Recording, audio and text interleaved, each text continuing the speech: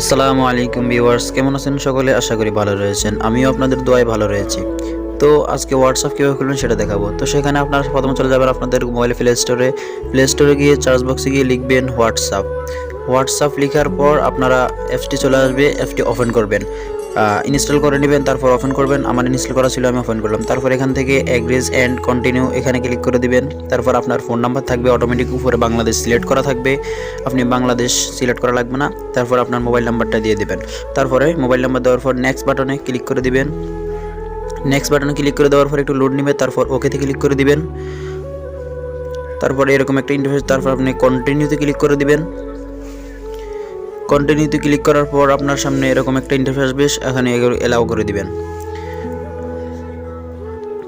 তারপর একটু লোডিং নিবে, লোডিং নেওয়ার পর আপনার সামনে এরকম একটা ইন্টারফেস চলে আসবে, আপনারা একটু ধৈর্য ধরে দেখতে থাকুন।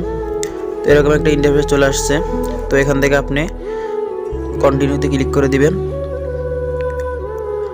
কন্টিনিউতে ক্লিক করার পর অ্যালাউতে ক্লিক করে দিবেন, অ্যালাউগুলো দিয়ে দিবেন।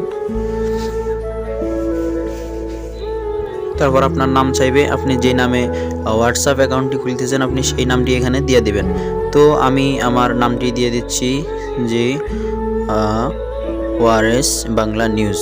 তো আমি আমার চ্যানেলের নাম দিয়ে আমার হোয়াটসঅ্যাপ অ্যাকাউন্টটা খুলতেছি। তো এখান থেকে আপনি নেক্সট বাটনে ক্লিক করে দিবেন। তো আমি নেক্সট বাটনে ক্লিক করে দেওয়ার পর আমার অ্যাকাউন্টটি কিন্তু ওপেন হয়ে গেছে।